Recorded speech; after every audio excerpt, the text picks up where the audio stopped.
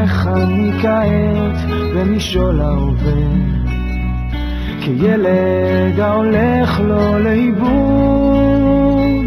כפות ידיים מושטות מבקשות את העזרה, להמשיך איתך את המסע. ובצדדים הפרחים כאילו איבדו את זהותם, מחפשים עוד קרן אור שתעזור. I'm always conflicted as an educator as to how to present because we have two things. First, we have this thing, and we have the what's the movie? I believe that they. This one? This one is the focal story. We also have something else, the updated movie. Major role to play in your young lives. You've heard me say this over and over again, that the battle for our existence has moved from the front lines to the lines of media, to the lines of college, to the lines of the press. And it's our responsibility, your parents and our responsibility, to make sure you understand your role within the bigger picture of the Jewish people. Because nobody can walk away from this. But on the other hand, I'm conflicted because Israel is so much more than loss and tragedy and death. It's about the revival of the Jewish people. It's come through me by your computer system because the most so different empirical fact of Jewish belief that of 2,000 years of Jews wandering the world, we come back to a land, rebuild it, and rejuvenate our nation Windows Media, wow. with our own language and our own culture, that even among the secular reflects some of the most important mores and morals of the Jewish people found in our Torah. It represents the birth of the Jewish people technologically, like the Technion guest demonstrated a few weeks ago, and it represents the birth of the Jewish people culturally and, of course, religiously. So whenever we have a moment to pause and to think about some of the unthinkable Mesirat Nefesh of our people, it's part of your role as young Jewish boys and girls. It's a very important part, because a lot of us aren't challenged in the way that these people are challenged. When I saw this interview with Bogle, my thinking was that when I listened to stories of parents and grandparents emerged from the Holocaust with nothing except memories of shattered families, how they found the strength to rebuild and to rededicate. Where's the electricity? I always ask myself, is that something that just happened between 1940 and 1945? And when I see Tamar Fogel, I recognize that this is happening every day. And it's in with all of us, as long as we feel that same burning desire to remain committed. Do we have a place to plug the So it gives me a great pleasure this morning to introduce the Mayor of Itamar, who will share with you his reflections, Rabbi Moshe Goldsmith. Okay, let's sit. I'll get it. I'll show you one up too. Okay, you saw how it looks on the jacket. Yep. Put the jacket. So you have a show. You want to do that first right now. Good morning, everybody. It's always my pleasure to speak to the young generation. I myself am a high school teacher, and I feel that the future of Israel lies in its youth and the generation, this young generation, which has tremendous strength to make differences for our nation. What I want to start with now, we're going to see a movie about Itamar. I want you to get the feeling of what our community is all about, what life on Itamar is about. We're people that is alive, that is smiling, that is happy. We're strong people. And now I'm going to show you a slideshow about the Fogel story and understand who these people are a little bit more. So right now we're going to show the first the Itamar movie.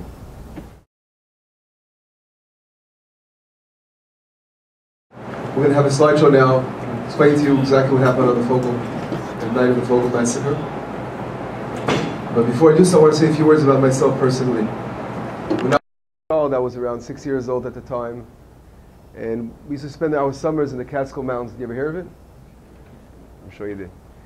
I grew up in Brooklyn in Flatbush, and we'd always meet with our cousins and have these conversations, these deep conversations at a young age. And I'll never forget, I always pictured myself living one day in the hills of Israel, somewhere in dirt roads, beautiful mountains. And I could say, Baruch Hashem, I had the privilege of this dream coming true, realizing a dream. And that's where I began, that's where I felt connected to Israel at a very young age.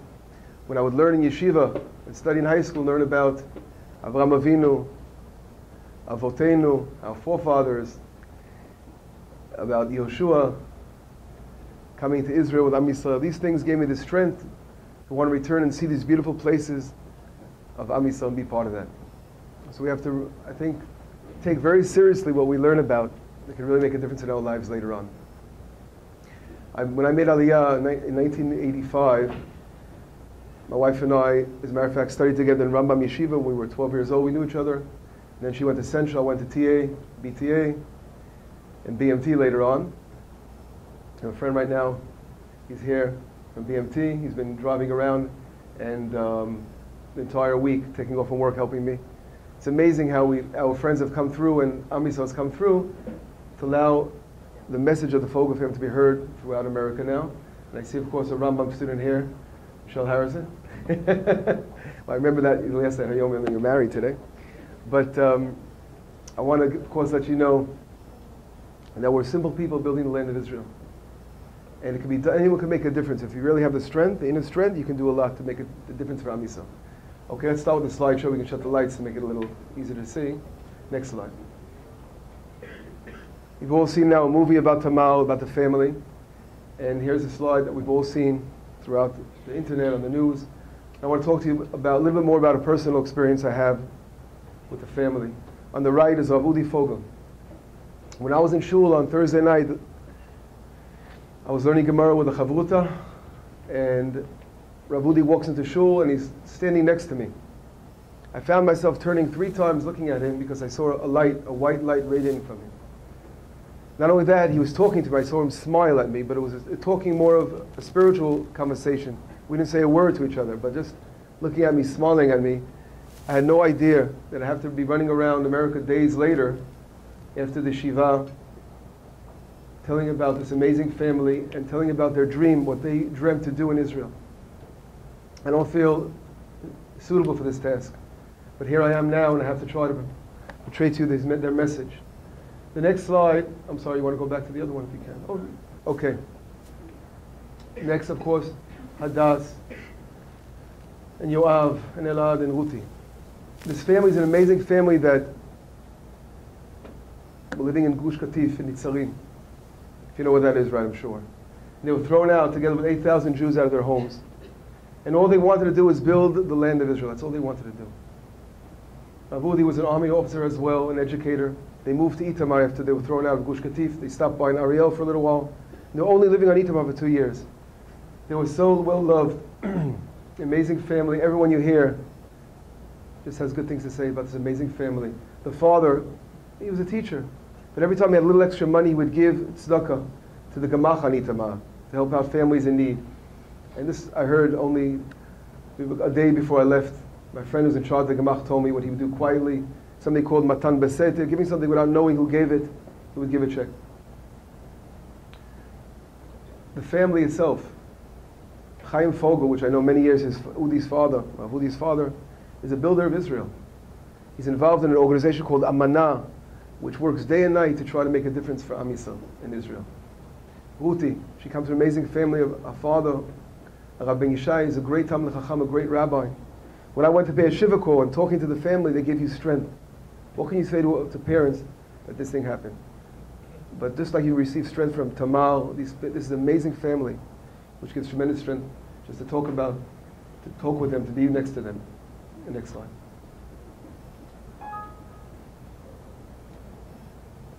Okay. Just go to the bottom of. Okay. 1 second, I'm trying to. Okay. Okay, there we go, fine. Okay, I want to connect now. The Shabba, what you saw in the movie was a story about the Shabba Massacre. Itamar, unfortunately, in the last 10 years, has lost 22 people to terrorist attacks. No community in Israel suffered the terrible tragedies we have suffered. This goes back to the Shabba Massacre. And we're looking right now at a pot. The mother was getting ready for Shabbat on Thursday night, getting ready for Shabbat, when a terrorist entered her home, murdering the mother and 3 children together with the head of the response team.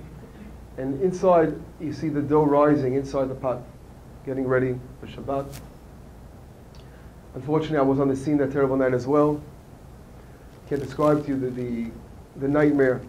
I just gotten back from Jerusalem a day before one of our students was blown up at French Hill on a bus stop. And we had our students go to Jerusalem. We thought they'd be safer there. And that's where he met his death. He lived on Shiloh. And I went, there was a funeral on Shiloh that day. I came back from the funeral.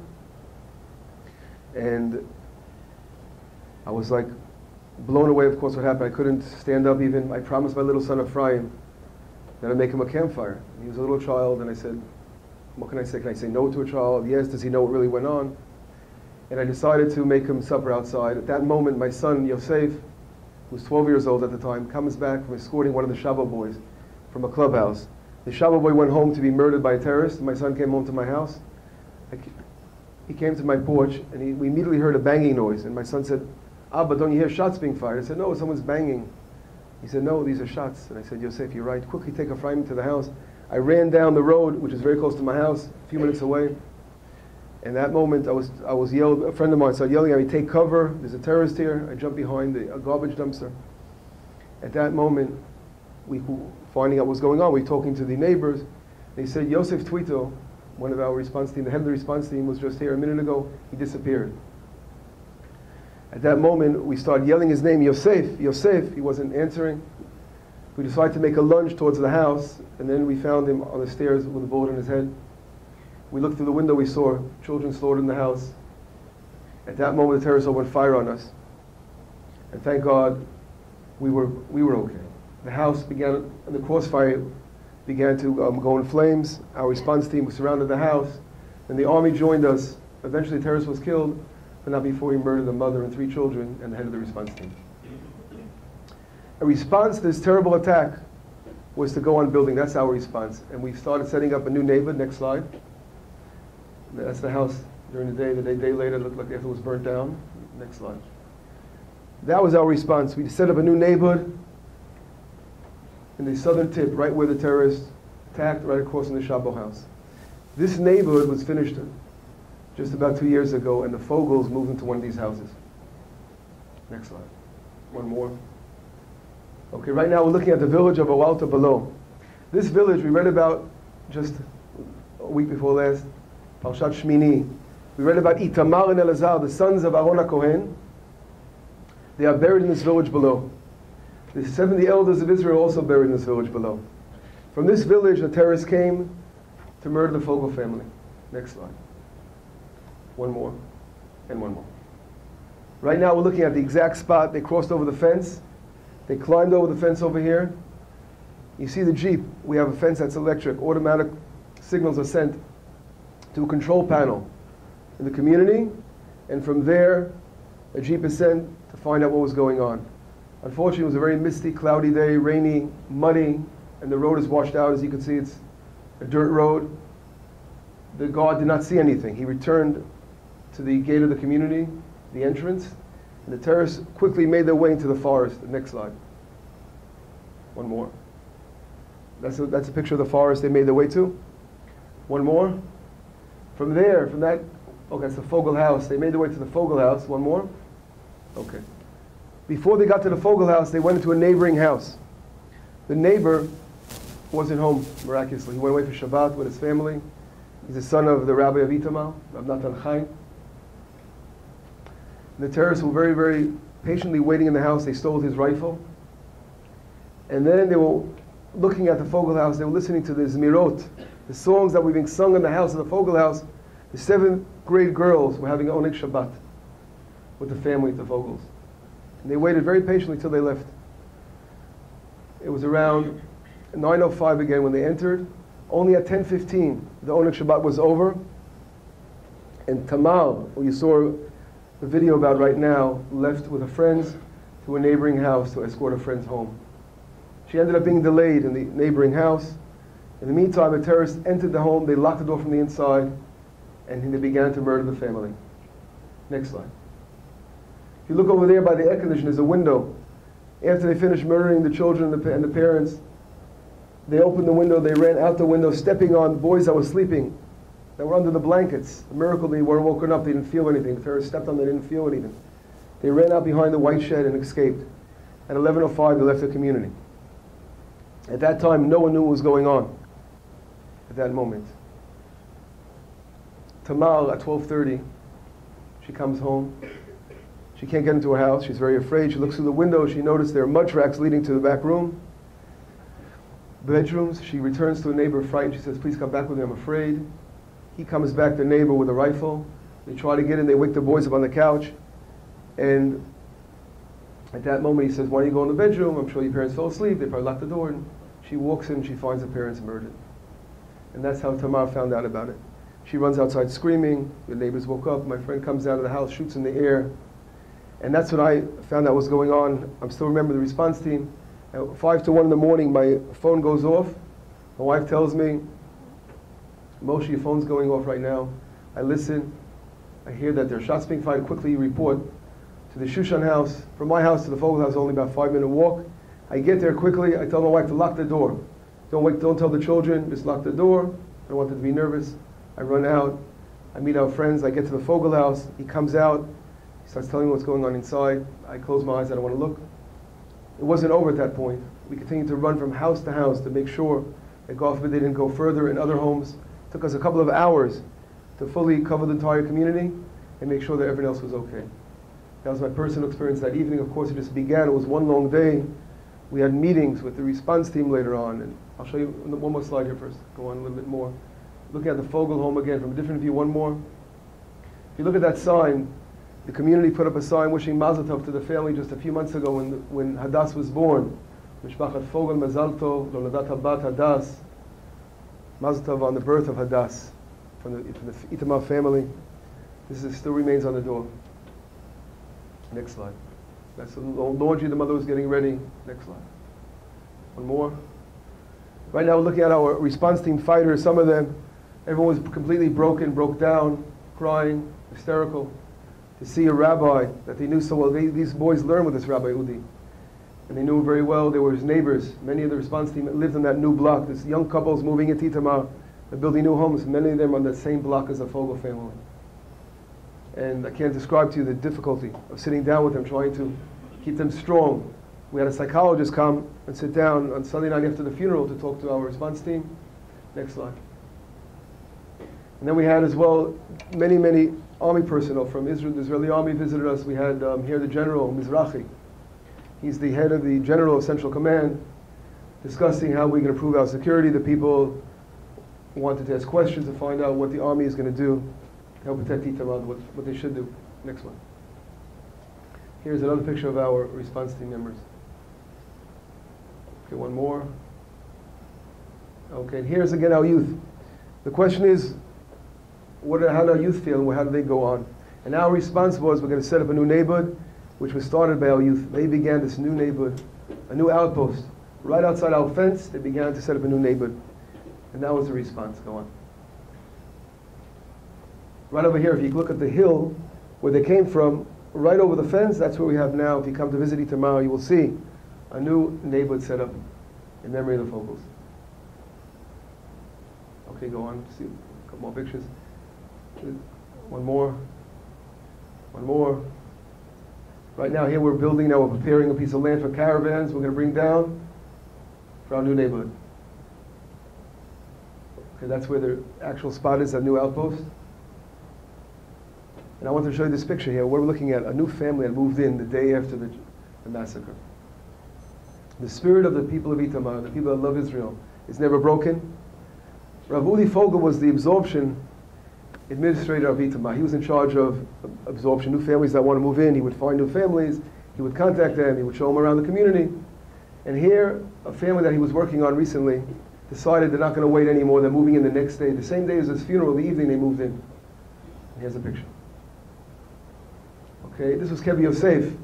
That same week, we celebrated a wedding in Kevi Yosef.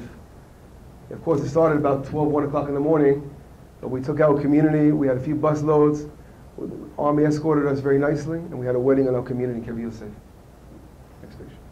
You can see some beautiful almonds in blossom to see that Itamar is a beautiful place. Some flowers. Next picture, you'll see some flowers. And one more. I wanted you to see this picture as well. We had people from all over Israel coming to show support for Itamar.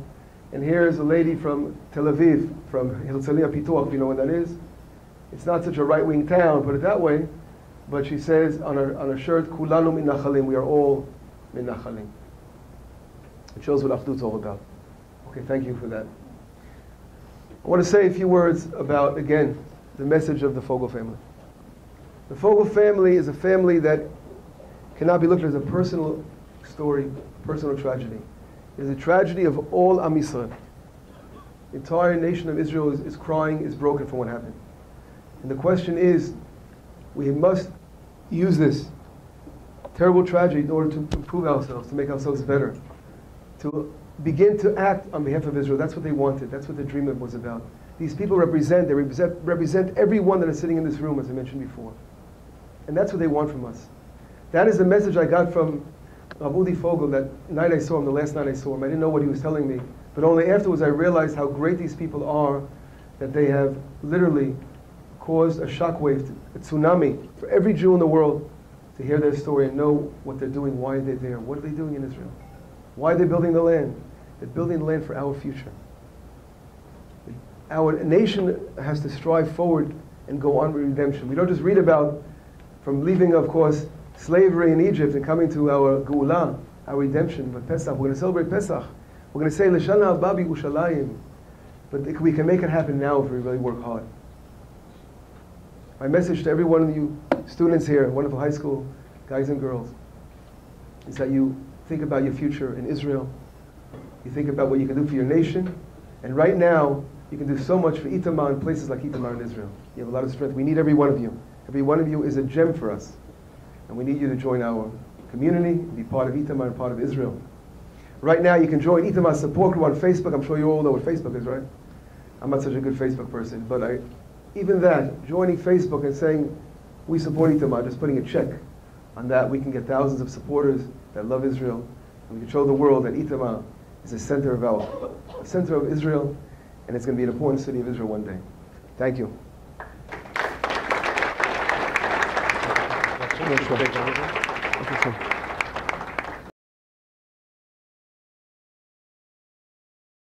לכבוד תמר על 120.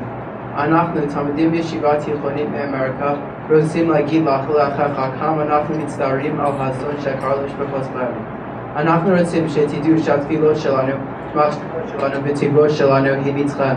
בשבוע של שבעה שלכם הקדשנו כל התורה שלנו לזכות משפחותיכם. אנחנו מרגישים שכאשר מישהו עושה דבר נגד יהודי אחד, הוא באמת עושה את זה כנגד כל יהודי בעולם.